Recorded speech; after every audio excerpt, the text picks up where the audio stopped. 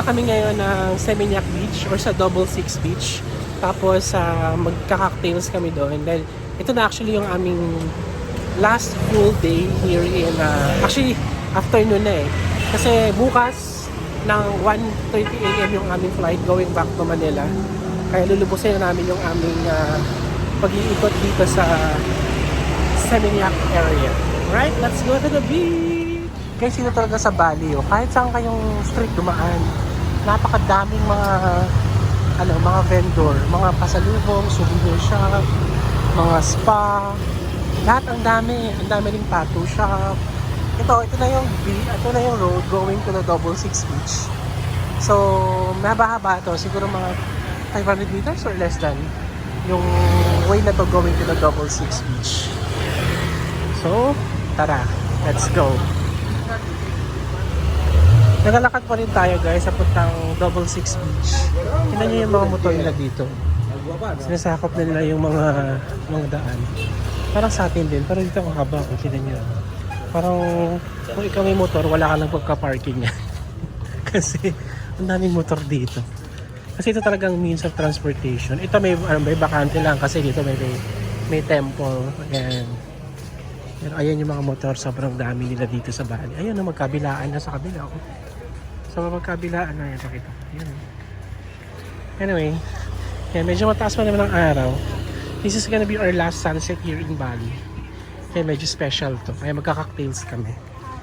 Ito na ang gate ng Double Six Beach here in Seminyak. So ang laki ng gate niya as compared to the gate in Kuta. Ang ganda.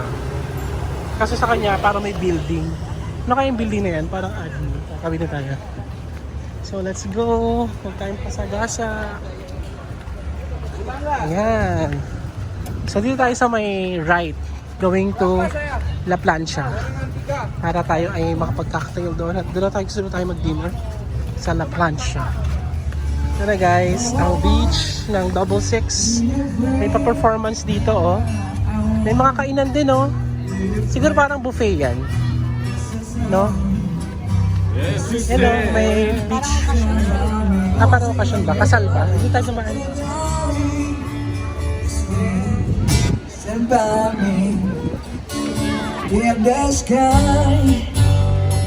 Guys, ang ganda!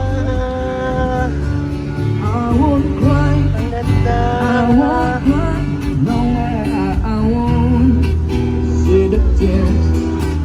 Just as long stand by me. Wow. So darling,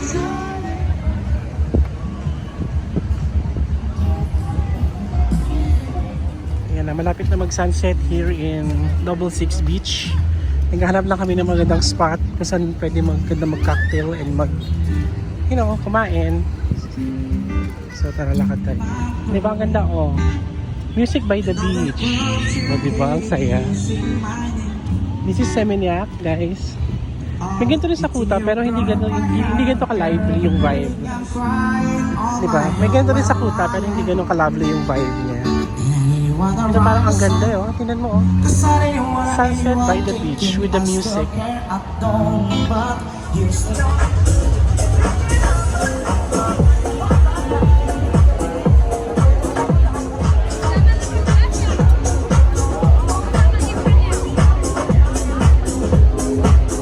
Ito yung La Plancha pala. So, puno na siya. Fully booked na siya. Tapos, meron minimum spend 150,000 pesos. 150,000 rupiah per person. Pag dito ka sa labas, sa payong. Okay sana eh, kaso lang puno na. So, lipat na lang tayo sa ibang lipat na lang kami sa ibang location. Marami naman dito. Long strip siya. Tapos, magaganda rin naman yung vibe na dito. Oh, parang kasi puno kasi. Puno kasi doon sa La Plancha. Tapos yun nga, medyo mahal din So parang kami 600,000. Ano yung mga kinakainan namin dito? Mga lang, 20,000 na warung.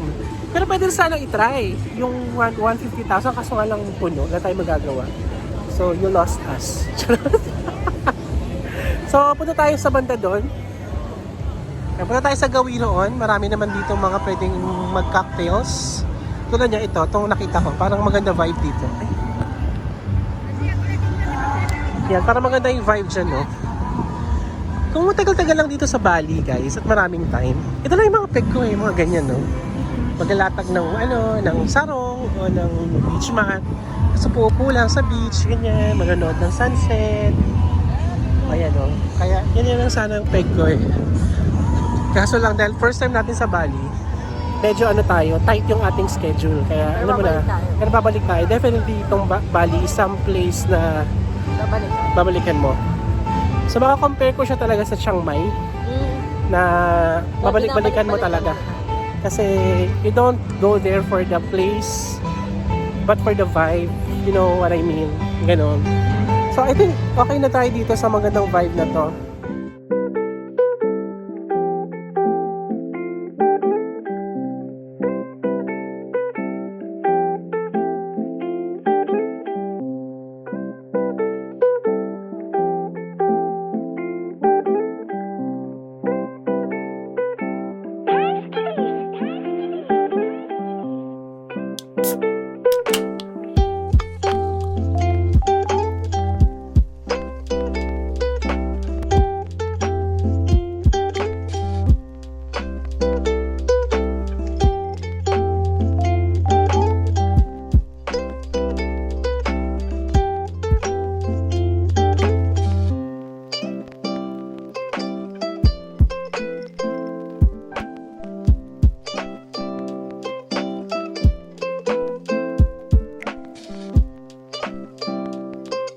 Hello guys! We're now here in Ngurah Rai International Airport and we're going back to the Philippines! Alright. Pero babalik kami. Alright, so very smooth yung pagpunta dito from Seminyak to the airport. It only took us around 22 minutes or 25 minutes because walang traffic. Yung aming Gojek ay inabot lang ng 95,500 but you have to prepare 10,000 for the entry here in the airport for one car. Otherwise, isasama siya ng Gojek nyo dun sa bill nyo sa bill nyo. So, since yung cash namin, inubos na namin sa Krishnoli uli kanina, pinad na lang namin sa app namin. So, ngayon, we'll go inside na. Naka-check-in na naman tayo online sa Cebu Pacific. May seat na tayo. So, we're just going in. Proceed to the check-in and then immigration. Alright? So, ito yung airport nyo. So, this is their airport. Ayan, Ay, may Starbucks kaya dito. Di ba si May nagpabili? Yeah, we need to check if there's a Starbucks. Because my friend is asking us to buy her a Bali mug in Starbucks. Okay? So ito na, departure gates na tayo.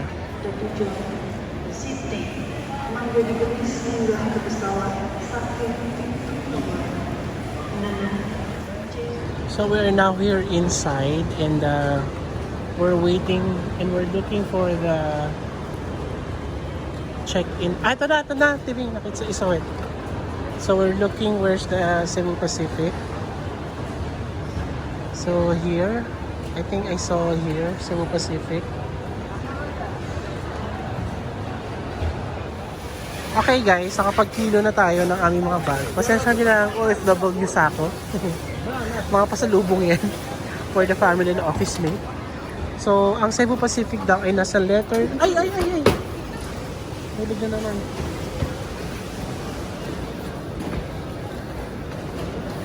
Hawakan ko na nga lang. Ayan, nahulog na. Ang Cebu Pacific daw ay nasa letter D. Hala, haba ng pila. C pa lang yan. Doon tayo D. Let's go to letter D. Jetstar. Okay, nakapag-check-in na kami. Punta na kami ngayon sa immigration and very seamless yung dito. Pag-check-in, walang mga ano-ano. Basta sumunod lang kayo sa ilang kilo, ilang bag, ganyan. So wala kayong magiging problem. So meron kami ganyan. And may backpack pa ako for the laptop. And then okay naman. So, nagdagdag pala kami ng 20 kilos yung pabalik ng Philippines. So, bali 40 kilos yung luggage namin dahil sa mga pasalubong. So, pero hindi namin nagamit lahat yun. Kaya, ayun. So, ngayon, pasok na tayo sa immigration and then, hanap tayo ng makakainan pagpasok sa airside para nagugutom na ako. 1:30 AM pa yung ating flight eh. Alright, so, punta naman tayo sa immigration. Tapos na kami sa immigration. This is it. We're going home. So, ang bilis lang ng process. Walang ka-drama-drama. So, ang bilis lang ng from the check-in sa immigration. Mabilis lang lahat. Walang hubad-hubad ng sapatos. So, okay dito. Siguro dahil hindi masyado maraming tao. O dahil marami rin immigration. So, ngayon, nandito tayo ngayon sa duty free bilang dito tayo pa nadaanin para mag-shopping daw tayo. Hindi nila alam, ubus na ang ating rupiya, ating bag. So, hanapin natin ngayon kung saan tayo pupunta. So, ayan. Ito na yung kapadaanin ka dito sa kanilang mga airport. Yan o, yan din yung mga pinagbibili natin eh. Yan yung chocolate na, 125k, oh my God, ang mahal. Ayan o, yung international brand. Okay, so hanap tayo ng Starbucks para makabili tayo ng mug. Kung meron dito. Pwede sa Japan kasi hindi ganyan mga sa airport. Yes, correct. Sa Japan nga hindi mahal. Yun pala ang agenda natin kasi 1:35 pa ang ating flight. So, let's get some food and let's look for Starbucks coffee. Ito na tayo sa mga gates, guys. So, naghanap tayo ng kakainan. Wala daw Starbucks pala dito sa airport ng Bali. So, hindi na nakakabili ng mug natin na yung usual natin binibili for souvenir. So, hanap na lang tayo ng makakainan natin ng dinner kasi hindi pa kami nagdi-dinner. Alright guys, we're back here in Manila! Ang init! Kalapal. So, parang ewan ko, parang sabi nila maulan daw pero hindi naman maulan. So, tayo ngayon ay pupunta na sa Tanza. And, guys, ito tip lang ha. Wag nyo kakalimutan kung saan kayo nakapark. Kasi kami nakalimutan namin. Saan kami bakit pala walang U-turn? Saan kami nakapark? Baka dito. Ang tagal ng ikot-ikot kami. So, buti na lang yung guard doon na tinanong namin. Hinanap niya, tapos pinag-antay niya lang kami. Tapos, sabi niya, wag na daw kaming si Gilagay siya kasi Lana, pinaiwan niya na para ako na lang daw ang pupunta. Kasi ang layo pala ng namin. Ayun, enter na iya. Ay, enter na EX. Here. Na EX. Here. Ito na Ayan. EX. Okay na. Okay, so entry na EX. Alright, so tingnan natin ha, papasok tayo na EX. Okay guys, so that's it for our vlog. That's it for our Bali, Indonesia series. So I hope na-enjoy nyo and may mga napulot kayo na something na magagamit nyo pag nag-travel kayo abroad. Okay, so thank you so much and see you in another travel series. Bye-bye!